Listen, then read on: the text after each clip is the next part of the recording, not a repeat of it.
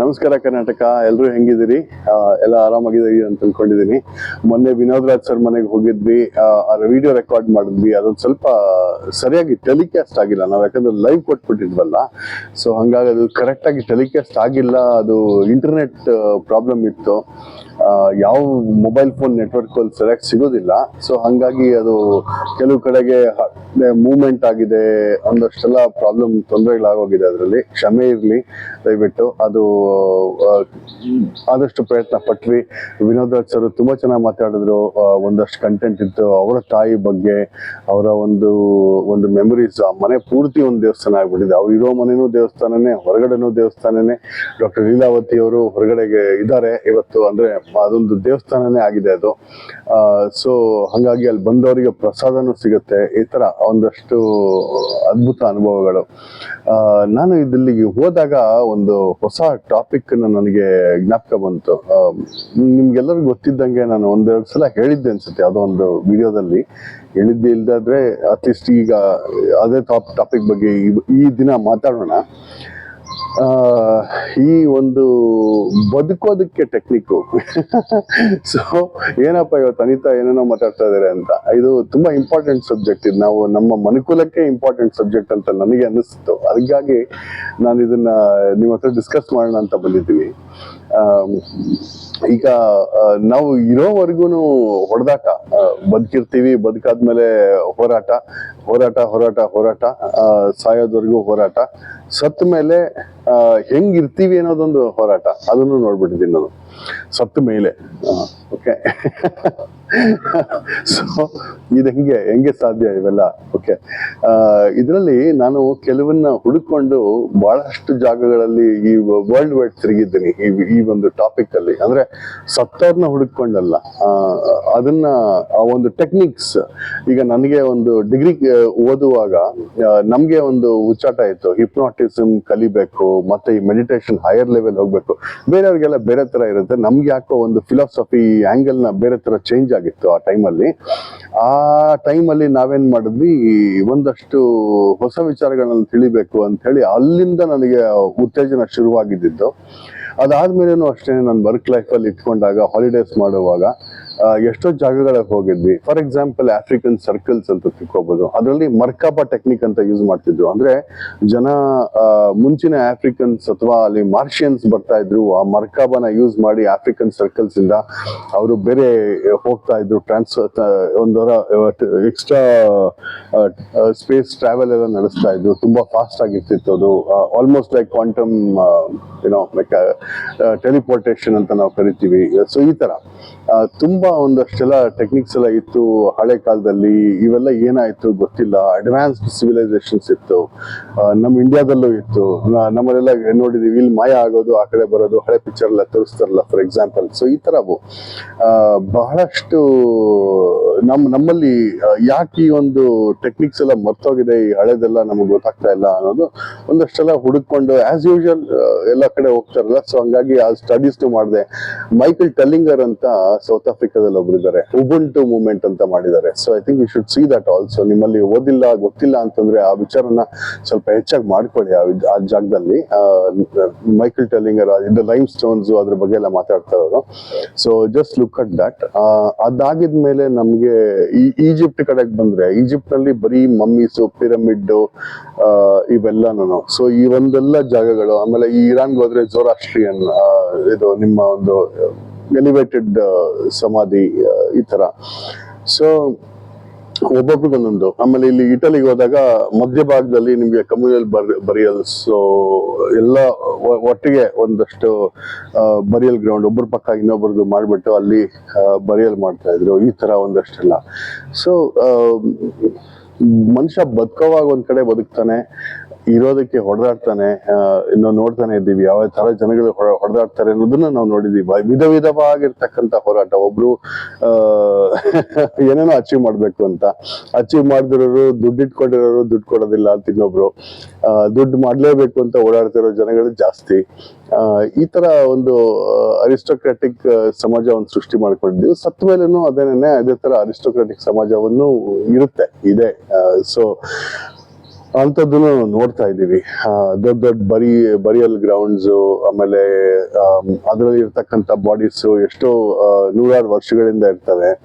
ಈ ತರ ನಾನು ಇವ್ರದ್ದು ಪರಂದು ನೋಡ್ತಾ ಇದ್ದೆ, ಅದು ಯಾವುದೋ ಒಂದು ಹೆಣ ಹುಳೋರು ಮತ್ತೆ ಎತ್ತೋರು ಇಂಥದ್ದೆಲ್ಲ ಏನೇನೋ ಒಂದು ಎಷ್ಟು ದಿನ ಇರುತ್ತೆ. ನಮ್ಮ ಇಂಡಿಯಾದಲ್ಲಿ ಏನ್ ಪ್ರೊಸೀಜರ್ ಇದಕ್ಕೆಲ್ಲ, ಮತ್ತೆ ಅವರೆಲ್ಲ ಎಲ್ಲಿ ಹೋಗ್ತಾರೆ ನಿಜವಾಗ್ಲೂ ಅದು ಆ ಲೆವೆಲ್ಗೆ ಎಕ್ಸ್ಪೆನ್ಸಸ್ ಮಾಡಿದ್ಮೇಲೆ ಅವ್ರಿಗೆ ನಿಜವಾಗ್ಲೂ ಅವ್ರಿಗೇನ್ ಬೇಕೋ ಅದು ಸಿಕ್ಕಿದ್ಯಾ? ಮತ್ತೆ ಈಜಿಪ್ಟ್ ನಲ್ಲಿ ಬೇರೆ ಬೇರೆ ತರ ಒಂದು ಕ್ರಿಮೇಷನ್ ಮೆಥಡಾಲಜೀಸ್ ಕೂಡ ಇತ್ತು. ಕಾರ್ಬನ್ ಫುಟ್ ಪ್ರಿಂಟ್ ಎಷ್ಟು ಬಿಡ್ತೀವಿ ನಾವು, ಮತ್ತೆ ಇಡೀ ಭೂಪ್ರದೇಶನೇ ನಾವು literally it is going like a burial ground ಅಂತ. ಈ ಒಂದು subject it's becoming too much. ಯಾಕಂದ್ರೆ ನೀವು ಹಾಂಗ್ಕಾಂಗ್ ಕಡೆಗೆ ಹೋದೆ, ಸೊ ಹಾಂಗ್ಕಾಂಗ್ ಕಡೆಗೆ ನಿಮ್ಗೆ ಜಾಗನೇ ಇಲ್ಲ. ಪಾಪ ಮನುಷ್ಯ ಬದುಕೋದಕ್ಕೆ ಹೊಡೆದಾಡ್ತಾ ಇರ್ತಾನೆ. ಸತ್ತ ಮೇಲೆ ಅವನ್ ಹೆಣ ಹೂಳೋದಕ್ಕೆ $2,80,000 ಇಂದ $3,00,000 ವರೆಗೂ ಹಾಂಗ್ಕಾಂಗ್ ಡಾಲರ್ನ ಕೊಟ್ಟು ಒಬ್ಬ ಮನುಷ್ಯನ ಒಂದು ಸಮಾಧಿ ಮಾಡ್ಬೇಕಾಗಿರುತ್ತೆ. ಅದಕ್ಕೆ 7 ವರ್ಷ ವೇಟಿಂಗ್ ಇರುತ್ತೆ. ಸೊ ಇದರಲ್ಲಿ ಇದೇನು ನನ್ಗೆ ಅರ್ಥ ಆಗ್ತಾ ಇಲ್ಲ. ಯಾಕಂದ್ರೆ ಅಲ್ಲಿ ಬದುಕೋದಕ್ಕೆ ಜಾಗ ಇಲ್ಲ ಫಸ್ಟ್ ಹಾಂಗ್ಕಾಂಗ್ ಅಲ್ಲಿ. ಅದಾಗಿದ್ಮೇಲೆ ಇದೆಲ್ಲ ಹೊಸ ಒಂದು ಟೆಕ್ನಿಕ್ಸ್. ಅದಾಗಿದ್ಮೇಲೆ ಒಂದು ಗ್ಲಾಸ್ ಇದ್ರಲ್ಲಿ ಹಾಕ್ತಾರಂತೆ, ಮತ್ತೆ ಅದನ್ನ ಪೌಡರ್ ಮಾಡಿ ಗೊಬ್ಬರ ಆಗಿ ಯೂಸ್ ಮಾಡ್ತಾರಂತೆ. ಇಲ್ಲಾಂದ್ರೆ ನೈಟ್ರೋ ಯೂಸ್ ಮಾಡ್ಬಿಟ್ಟು ದೇ ವಾಂಟ್ ಟು ಅದನ್ನ ಮತ್ತೆ ಪೌಡರ್ ಮಾಡ್ಬಿಟ್ಟು ಎಲ್ಲ ಕಡೆಗೂ ಡಿಸ್ಟ್ರಿಬ್ಯೂಟ್ ಮಾಡೋದು, ಅಥವಾ ಈ ಮೆನ್ಯೂರ್ ತರ ಅಗ್ರಿಕಲ್ಚರ್ಗೆ. ಈ ತರ ಇವೆಲ್ಲ ಯೋಚನೆ ಮಾಡಿ ನೋಡ್ತಾ ಇದ್ದಾಗ ನಮಗೂ ಮುಂಚೆನೂ ಇತ್ತು. ಅದನ್ನ ಜಪಾನ್ಗೆ ಹೋದ್ರೆ ನಿಮ್ಗೆ ಬುತ್ ಸುಡಾನ್ ಅಂತ ಹೇಳಿ ಕರೀತಾರೆ. ಅಂದ್ರೆ ಈ ಒಂದು ಜಾಗದಲ್ಲಿ ಎಲ್ಲ ಒಂದು ಡೆಡ್ ಬಾಡಿನ ನಿಲ್ಸಿ ಈ ತರ ನಿಲ್ಸೋದಾಗ್ಲಿ, ಕೂರ್ಸೋದಾಗ್ಲಿ, ಮಲಗಿಸೋದು, ಈ ತರ ಎಲ್ಲ ಬೇರೆ ಬೇರೆ ತರ ಒಂದು ಬರಿಯಲ್ ಕ್ರಿಮೇಷನ್ ಪ್ರಾಕ್ಟೀಸಸ್ ಇದೆ. ಜಪಾನ್ ನಲ್ಲಿ ಏನ್ ಮಾಡಿದ್ದಾರೆ ಅಂದ್ರೆ ಒಂದು ದೊಡ್ಡ ಸೆಮೆಟ್ರಿ. ಅದ್ರಲ್ಲಿ ಏನಿದೆ ಅಂತಂದ್ರೆ ನಿಮ್ಗೆ ಜಪಾನ್ ನಲ್ಲಿ ನಿಮ್ಗೆ 2,000 ಜನ ಒಂದೇ ಜಾಗದಲ್ಲಿ ಮೂಳೆಗಳನ್ನೆಲ್ಲ ಮಾಡಿದ್ದಾರೆ. ಅವ್ರಿಗೆ ಒಂದು ಡಿಜಿಟಲ್ ಕಾರ್ಡ್ ಕೊಟ್ಟಿದ್ದಾರೆ. ಅಲ್ಲಿ ಅವರು ಡಿಜಿಟಲ್ ಫ್ಯಾಮಿಲಿ ಅವ್ರು ಹೋಗಿ ಆ ಡಿಜಿಟಲ್ ಕಾರ್ಡ್ ನ ಹಾಕಿದ್ರೆ ಒಂದ್ ಕಡೆಗೆ ಓಪನ್ ಆಗಿ ಇನ್ನೊಂದ್ ಕಡೆಗೆ ಅದು ಲೈಟ್ ಉರಿಯುತ್ತೆ. ಅದು ಎಲ್ಲಿದ್ದಾರೆ ಅವರ ಒಂದು ಸಂಬಂಧಿಕರು ಅಲ್ಲಿ ಲೈಟ್ ಉರಿಯುತ್ತೆ. ಅಲ್ಲಿಗೆ ಹೋಗಿ ಪ್ರೇ ಮಾಡ್ಬೋದು. ಸೈಲೆನ್ಸ್ ಇರುತ್ತೆ. ಸೊ ಒಂದು ಅದೇನು ಎಕ್ಸ್ಪೆಕ್ಟ್ ಮಾಡಿರ್ತಾರೆ ಸ್ಮಶಾನದ ಒಂದು ಯಾವ ತರ ಇರಬೇಕು ಬಿಹೇವಿಯರ್ ಪ್ಯಾಟರ್ನ್, ಆ ತರದೊಂದು ಸೃಷ್ಟಿ ಆಗಿದೆ ಅಲ್ಲಿ. ಆ ತರದೊಂದು ಇರುತ್ತೆ. ನಾನು ಅದೇ ವಿನೋದ್ ಸರ್ ಹತ್ರ ಮಾತಾಡ್ತಾನೆ ಅಂತ ಕೇಳಿದೆ. ವಿನೋದ್ ಸರ್ ಬಹಳಷ್ಟು ಜನ ಈ ಡಿಜಿಟಲ್ ಸಿಮೆಟ್ರಿ ಅಂತ ಹೇಳಿ ಮಾಡ್ತಾ ಇದ್ದಾರೆ. ಸತ್ತವರನ್ನ ಬದುಕಿಸಿ ಮಾತಾಡಿಸ್ತಾ ಇದ್ದಾರೆ. ನೀವ್ ಯಾತಕ್ಕೆ ಲೀಲಾವತಿ ಅಮ್ಮನ್ನ ಮತ್ತೆ ನೀವು ಬದುಕಕ್ಕೆ ತರಬಾರ್ದು, ಜನರಿಗೆ ಅಲ್ಲಿ ಬಂದವರಿಗೆ ದೇವಸ್ಥಾನದ ಹತ್ರ ಮಾತಾಡ್ಲಿಕ್ಕೆ ಒಂದು ಅವಕಾಶ ಕೊಡಬಾರ್ದು ಅಂತ ನಾನು ಕೇಳಿದೆ. ವಿನೋದ್ ಸರ್ ಒಳ್ಳೆ ಐಡಿಯಾ, ನನ್ಗೆ ಅದು ಹೆಂಗ್ ಮಾಡ್ಬೇಕು ಏನು ಅಂತ ಗೊತ್ತಿಲ್ಲ ಅಂತ ಹೇಳಿದ್ದಾರೆ. ನೋಡೋಣ ಅದನ್ನೇನ ನಾವಾದ್ರೆ ಇಂಥ ಒಂದು ಆಪರ್ಚುನಿಟಿ ನಮ್ಮಲ್ಲಿ ಡಿಜಿಟಲ್ ಆಗಿ ನಾವು ವಾಪಸ್ ಅವ್ರನ್ನೆಲ್ಲ ಕರ್ಕೊಂಡ್ ಬರ್ಲಿಕ್ಕೆ ಆದ್ರೆ, ಡಿಜಿಟಲ್ ಆಗಿ ಮತ್ತೆ ನಾವು ಒಂದು ಜನ್ಮ ಕೊಡೋದಕ್ಕಾದ್ರೆ, ಇವಾಗ ಫಾರ್ ಎಕ್ಸಾಂಪಲ್ ನಮ್ಮ ಹತ್ರ ಮೈಬಡಿ ಇದೆ.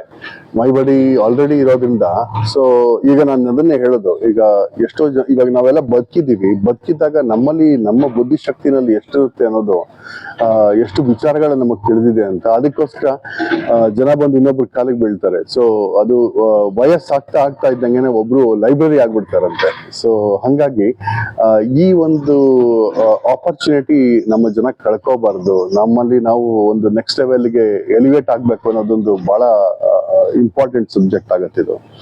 ಸೊ ಹಂಗಾಗಿ ನಾವೇನಾದ್ರೂ ನಮ್ಮ ಒಂದು ತಿಳಿದಿದ್ದು ಅರಿತಿದ್ದು ಆ ಪ್ಯಾಟರ್ನ್ಸ್ ನ ನಾವು ಮಷಿನ್ಸ್ ಗೆ ಫೀಡ್ ಮಾಡಿ ಕೊಟ್ಟು, ಆ ಮಷಿನ್ ನ ನಾವು ಕಲ್ತ್ಕೊ ಅಂತ ಹೇಳಿ ಅದನ್ನ ಇಂಟೆಲಿಜೆಂಟ್ ಮಾಡಿ, ನಾವ್ ಯಾತಕ್ಕೆ ಆ ಡಿಜಿಟಲ್ ಸೆಮೆಟ್ರೀಸ್ ಅಥವಾ ಆ ಮನುಷ್ಯರನ್ನ ನಾವು ಹಂಗೆ ತರಿಸಿ, ಮತ್ತೀಗ ನೋಡಿ ಅದೊಂದು ದೊಡ್ಡ ಒಂದು ಆಪರ್ಚುನಿಟಿ ಕಲ್ತ್ಕೊಳ್ಳಿಕ್ಕೆ, ಮಾಡೋದಕ್ಕೆ, ಇಂಟ್ರಾಕ್ಟ್ ಮಾಡೋದಕ್ಕೆ ಎಲ್ಲ ಇಂಪಾರ್ಟೆಂಟ್. ಈಗ ಬ್ರೆಜಿಲ್ಗೆ ಹೋದ್ರೆ ಬ್ರೆಜಿಲ್ ನಲ್ಲಿ ಮಲ್ಟಿ ಸ್ಟೋರಿ ಇದೆ, ಒಂದು 13-14 ಅಂತಸ್ತಿನ ಕಟ್ಟಡ ಕಟ್ಟಿದ್ದಾರೆ. ವರ್ಲ್ಡ್ಸ್ ಟಾಲೆಸ್ಟ್ ಇದು ಬರಿಯಲ್ ಗ್ರೌಂಡ್ ಅದು. ಸೊ ಅದೊಂಥರ ನಿಮ್ಗೆ ಆ ಪೆಟ್ಟಿಗೆ ಇಟ್ಟಿರ್ತಾರೆ. ಅದು ನಿಮ್ಮವ್ರು ಹೋಗಿ ಹೇಳಿದ ತಕ್ಷಣ ಒಂದು ಅವ್ರು ಬಂದು ಶವನ ತಂದು ನಿಮ್ಮ ಮುಂದೆ ಒಂದು ಇರತಕ್ಕಂತ ಒಂದು ಪ್ರಸಂಗ, ಅಲ್ಲಿ ಒಂದು ಫ್ರೇಮ್ ಕೂಡ ಮಾಡ್ಬೋದು. ಟೊಯೋಟಾ ಜಪಾನ್ ಅಲ್ಲೂ ಅದೇ ತರ ಮಾಡಿರೋದು. ಸೊ ಅದೊಂಥರ ಕಾಸ್ಟಿಂಗ್. ಇವಾಗ ನಮ್ಮಲ್ಲಿ ಒಂದು ನಾವೇನ್ ಹೇಳ್ತೀವಿ, ನಮ್ಮಲ್ಲಿ ಒಂದು ಸ್ಟೋರೇಜ್ ಸ್ಪೇಸಸ್ ಎಲ್ಲ ಕರಿತೀವಲ್ಲ, ನಮ್ಮಲ್ಲಿ ಸಾಮಾನ್ ಎಲ್ಲ ಇಡ್ತಾರಲ್ಲ, ಅಮೆಝಾನ್ ನಲ್ಲಿ ಮೂವ್ಮೆಂಟ್ ಆಗುತ್ತೆ ನೋಡಿ, ಆ ತರ ಮಲ್ಟಿ ಲೇಯರ್ಡ್, ಆ ತರ ಒಂದು ಸಿಚುವೇಶನ್ ಆಗಿದೆ ಜಪಾನ್ ನಲ್ಲಿ. ಸೊ ನಾವೇನ ಆಯ್ತಪ್ಪ ನಮ್ಮ ಹಿಂದೂ ಧರ್ಮದ ಪ್ರಕಾರ ಹೋಗೋಣ, ಗರುಡ ಪುರಾಣ ಹೇಳುತ್ತೆ, ನಾವು ಇನ್ನೇನೋ ಒಂದು ಹೇಳ್ತಾರೆ, ನಮ್ಮಲ್ಲಿ ಸುಡ್ಬೇಕು, ಆಯ್ತು ಅದಕ್ಕೂ ಒಂದು ರೆಗ್ಯುಲೇಷನ್ ಬರುತ್ತೆ ಸ್ನೇಹಿತರೆ. ಇವಾಗ್ಲ ಆದಷ್ಟು ಬೇಗ ಬರುತ್ತೋ ಏನೋ ನನ್ಗೆ ಗೊತ್ತಾಗ್ತಾ ಇಲ್ಲ. ನಮ್ಮಲ್ಲಿ ಬದುಕೋದಕ್ಕೆ ಹೇಳ್ತಾ ಇದೀನಲ್ಲ, ನಮ್ಮಲ್ಲಿ ಎಲ್ಲದಕ್ಕೂ ಟ್ಯಾಕ್ಸ್ ಹಾಕ್ಬಿಟ್ಟಿದ್ದಾರೆ. ನಮ್ಮಲ್ಲಿ ಪೊಲಿಟಿಷಿಯನ್ ಅಂತಂದ್ರೆ ಟ್ಯಾಕ್ಸ್ ಮಾಡೋರು ಅಂತ ಅರ್ಥನೋ ಏನೋ ಅಂತ ನನಗೆ ಗೊತ್ತಿಲ್ಲ. ಎಲ್ಲೋದ್ರೂ ಅಷ್ಟೇನೆ, ಮೇಲಿಂದ ಕೆಳಗಡೆವರೆಗೂ ನಮ್ಮ ರಾಜ್ಯದಲ್ಲೂ ಅಷ್ಟೇನೆ ಅಥವಾ ಹೊರಗಿನ ರಾಜ್ಯದಲ್ಲೂ ಅಷ್ಟೇನೆ ಪೊಲಿಟಿಷಿಯನ್ಸ್ ಅಂದ್ರೆ ಬರೀ ಟ್ಯಾಕ್ಸೇಷನ್ ಅಂತ ಆಗ್ಬಿಟ್ಟಿದೆ ಇವಾಗ. ಅದೊಂದು ಶೋಕಿ, ಯಾರು ಯಾವ ತರ ಟ್ಯಾಕ್ಸ್ ಅನ್ನ ಇಂಟ್ರೊಡ್ಯೂಸ್ ಮಾಡಿ ಯಾವ ತರ ತಗೋತಾರೆ ಅಂತ ಈಗೇನು ಒಂದು ಜಗತ್ನಲ್ಲಿ ನಡೀತಿದೆ. ಸತ್ತ ಮೇಲೆ ಇನ್ನೂ ಏನೇನಾಗುತ್ತೆ ಗೊತ್ತಿಲ್ಲ. ಒಟ್ಟಿನಲ್ಲಿ ಬಾಡಿನ ಸುಟ್ರೆ ಏನಾಗುತ್ತೆ ಅಂದ್ರೆ 400 kg CO2 ರಿಲೀಸ್ ಆಗತ್ತೆ. ನಿಮ್ಗೆ ಯಾರಿಗೂ ಗೊತ್ತಿರಲಿಲ್ಲ. ಸೊ ಇದನ್ನ ನಾನು ಹೇಳ್ತಾ ಇದ್ದೀನಿ, ಒಂದೇ ಒಂದು ಹೆಣನ ಸುಟ್ಟರೆ 400 kg ಒಂದು CO2 ಅಟ್ಮಾಸ್ಫಿಯರಿಗೆ ಹೋಗುತ್ತೆ. ಅದು ತುಂಬಾ ಡೇಂಜರಸ್. ಹಂಗೆ ನಾವು ಮಾಡ್ತಾ ಇದ್ದೀವಿ. ಈಗ ಮನುಷ್ಯರ ಪಾಪ್ಯುಲೇಷನ್ ಜಾಸ್ತಿ ಆಗ್ತಾ ಇದೆ. ಒಂದ್ ಕಡೆ ಗ್ಲೋಬಲ್ ವಾರ್ಮಿಂಗ್ ಅಂತ ಮಾತಾಡ್ತಾ ಇದೀವಿ, ಇನ್ನೊಂದ್ ಕಡೆಗೆ ಇನ್ನೊಂದು ನಡೀತಾ ಇದೆ. ಇದೆಲ್ಲ ತೊಂದರೆಗಳಿದೆ. ಇದ್ರ ಜೊತೆಗೆ ನಮ್ಮಲ್ಲಿ ಏನಾಗಿದೆ ಅಂತಂದ್ರೆ, ನಮ್ಮಲ್ಲಿ ಜೆನ್ ಝಿ ಅಂತ ನಾವು ಕರಿತೀವಿ, ಅಂದ್ರೆ ಈಗ ಬಂದಿರತಕ್ಕಂತ ಪೀಳಿಗೆಗಳು, ಇವರು ಬಹಳಷ್ಟು ಇಂಥ ಒಂದು ಟಾಪಿಕ್ಸ್ ಮೇಲೆ ಕೆಲಸ ಮಾಡ್ತಿದ್ದಾರೆ. ಯಂಗರ್ ಜನರೇಷನ್ಸ್ ಅಷ್ಟು ಫುಟ್ ಪ್ರಿಂಟ್ಸ್ ಬಿಡ್ತಾ ಇಲ್ಲ ಕಾರ್ಬನ್ದು, ಆದಷ್ಟು ಎಲಿಮಿನೇಟ್ ಮಾಡಕ್ ಹೋಗ್ತಿದ್ದಾರೆ. More of A social activity. ನಮ್ಮ ಒಂದು ಹಳೆ ಜನರೇಷನ್ ಏನಿತ್ತು ಅದು ಹಾಳು ಮಾಡ್ತು. ಇರೋವಂಥವ್ರು ಹಾಳು ಮಾಡ್ತಾ ಇದಾರೆ. ಈಗ ಪೊಲಿಟಿಷಿಯನ್ಸು ಹಾಳು ಮಾಡ್ತಿದ್ದಾರೆ, ವಿದ್ಯಾವಂತರು ಹಾಳು ಮಾಡ್ತಾ ಇದ್ದಾರೆ. ಯಂಗರ್ ಜನರೇಷನ್ ಬಂದು ಅದನ್ನ ಕ್ಲೀನ್ ಅಪ್ ಮಾಡಿ, ರಿಪೇರಿ ಮಾಡಿ ನಮ್ಮ ಒಂದು ನೇಚರ್ ನ ಪ್ರೊಟೆಕ್ಟ್ ಮಾಡ್ತಿದ್ದಾರೆ. ಈಗ ಫಾರ್ ಎಕ್ಸಾಂಪಲ್ ಒಂದು ಇನಿಷಿಯೇಟಿವ್ ನಾವು ತಗೋಬಹುದು. ಡೆಲ್ಲಿ ಕಾರ್ಬನ್ ಅಲ್ಲಿ ಇವಾಗ ಏರ್ ಕ್ವಾಲಿಟಿ ಇಂಡೆಕ್ಸ್ ಅಲ್ಲಿ ಮತ್ತೆ ಬಿತ್ತು. ಡೆಲ್ಲಿನಲ್ಲಿ 200ಕ್ಕೆ ಬಂದಿದೆ. ಈಗ 400 ಇತ್ತು, ಈಗ 200ಕ್ಕೆ ತರಿಸಿದ್ದಾರೆ. So which is commendable. ನಾವು ಮೊನ್ನೆ ಲಾಸ್ಟ್ ವೀಕ್ ಅಲ್ಲಿ ಹೋದಾಗ ತುಂಬಾ ಚೆನ್ನಾಗಿತ್ತು. Delhi weather was better than Bengaluru and Mysuru. So ಅದು ನಮ್ಗೆ ಬಹಳ ಖುಷಿ ಕೊಡ್ತು. ನಮ್ಮಲ್ಲಿ ಏರ್ ಕ್ವಾಲಿಟಿ ಇಂಡೆಕ್ಸ್ ಇಲ್ಲ, ಎಲ್ಲ ಹಾಳಾಗೋಗಿದೆ, ಎಲ್ಲ ಪೊಲ್ಯೂಷನ್. ಸೊ ಇದೆಲ್ಲ ನಾವು ರೀಥಿಂಕ್ ಮಾಡಿ ಒಂದು ಸಮಾಜನ ಸೃಷ್ಟಿ ಮಾಡಬೇಕು. ಈ ಡಿಜಿಟೈಸೇಷನ್ ತಂದು ಆದಷ್ಟು ನಾವು ನಮ್ಮ ಒಂದು ಮದರ್ ಅರ್ತ್ ಅಂತ ಏನಿದೆ, ಇದನ್ನ ನಾವು ಕ್ಲೀನ್ ಆಗಿ ಇಟ್ಕೋಬೇಕಾಗಿರ್ತಕ್ಕಂಥದ್ದು ಎಲ್ರದ್ದು ಹೊಣೆ. ಇದು ಒಂದು ಸಣ್ಣ ಒಂದು ವಿಚಾರ ಬಂತು. ಯಾಕಂದ್ರೆ ಇವಾಗ ನಾವು ಇಷ್ಟೆಲ್ಲ ಭೂಮಿ ಎಲ್ಲ ಕಡೆಗೂ ನಾವು ಟ್ರಾವೆಲ್ ಮಾಡಿದಾಗ ನನಗೆ ಗೊತ್ತಿರ್ಲಿಲ್ಲ ಈ ಒಂದು ವಿಚಾರ. ಕೆಲವು ಕಡೆಗೆ ಏನೇನೋ ಟೆಕ್ನಿಕ್ಸ್ ಅದೆಲ್ಲ ಕಲ್ತ್ಕೊಂಡಿದ್ದು, ಡಿಸ್ಕಷನ್ಸ್ ಮಾಡಿದ್ದು, ಇನ್ನು ಎಲ್ಲೆಲ್ಲೋ ಹೋಗಿದ್ದು, ಅದನ್ನೆಲ್ಲ ನಾವು ನಾನು ಮತ್ತೆ ಓದ್ತಾ ಬಂದಾಗ ಒಂದು ಪುಸ್ತಕಗಳಲ್ಲಿ ನೆಕರ್ಸ್ ಜಿಯೋಗ್ರಫಿ ಅಂತ ಕರೀತಾರೆ ಅದನ್ನೆಲ್ಲ.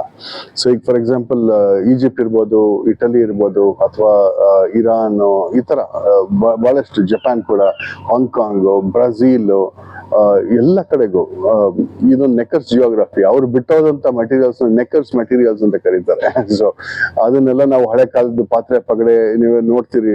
ಇದು ಹರಪ್ಪನ್ ಸಿವಿಲೈಸೇಷನ್, ಕೆಲವು ಕಡೆಗೆ ಅದು ಅವ್ರು ಬಿಟ್ಟೋದಂತ ಒಂದಷ್ಟು ಮೆಟೀರಿಯಲ್ಸ್ ನೆಲ್ಲ ತಗೊಂಡು ಉಪಯೋಗ ಮಾಡ್ತಕ್ಕಂಥದ್ದು. ಇದೆಲ್ಲ ಆಂಥ್ರೋಪಾಲಜಿಗೆ ಸಂಬಂಧಪಟ್ಟಿದ್ದು. ಬಹಳಷ್ಟಿದೆ ಕಲ್ತ್ಕೊಳ್ಳೋ, ನೋಡ್ತಕ್ಕಂಥದ್ದು, ನಮ್ಮನ್ನ ನಾವು ತಿದ್ಕೊಳ್ಳೋ ಅಂಥದ್ದು. ತಿದ್ಕೊಂಡು ಈಗ ಮುಂದಿನ ಒಂದು ಪೀಳಿಗೆ ಏನಾಗುತ್ತೆ, ಇನ್ನು ಎಲ್ಲಿಗೆ ಹೋಗುತ್ತೆ, ಬಹಳಷ್ಟು ಇಂಪಾರ್ಟೆಂಟ್ ಇದೆ. ಸೊ ಡಿಜಿಟಲ್ ರೆವಲ್ಯೂಷನ್ ನಾವು ಯಾವ ತರ ಶುರು ಮಾಡ್ಬೋದು, ಇದು ನಮ್ಮ ಗ್ಲೋಬಲ್ ಪ್ರಾಬ್ಲಮ್ ಏನೇ. ಹಂಗಾಗಿ ಈ ಒಂದು ವಿಚಾರನ ನಾನು ತಗೊಂಡು ಇವತ್ತು ತಮ್ಮ ಮುಂದಿಗೆ ಮಾತಾಡ್ತಾ ಇದ್ದೀನಿ. ಇದ್ರ ಬಗ್ಗೆ ಎಲ್ಲರೂ ರೀಥಿಂಕ್ ಮಾಡೋದು ಒಂದು ಇಂಪಾರ್ಟೆಂಟ್ ಸಬ್ಜೆಕ್ಟ್ ಇರ್ಬೋದು ಅಂತ ನನಗೇನೋ ಅನ್ನಿಸ್ತು. ನೀವೇನಂತೀರಿ ಅನ್ನೋದನ್ನ ಒಂದು ಸ್ವಲ್ಪ ಕಮೆಂಟ್ ಮುಖಾಂತರ ತಿಳಿಸಿ ಇದೊಂದು ಟಾಪಿಕ್ ಬಗ್ಗೆ. ಮತ್ತೆ ಇನ್ನೊಂದು ವಿಡಿಯೋ ಜೊತೆಗೆ ಮತ್ತೆ ಇದನ್ನೇ ಫಾಲೋ ಮಾಡ್ತೀನಿ. ಇನ್ನೊಂದಿದೆ, ಅದ್ರ ಬಗ್ಗೆ ನಾನು ನಿಮ್ಗೆ ಮಾತಾಡೋಣ. ತುಂಬಾ ಧನ್ಯವಾದ. ನಮಸ್ಕಾರ. ಇನ್ನೊಂದು ವಿಡಿಯೋದಲ್ಲಿ ಸಿಗ್ತೀನಿ ಈಗ.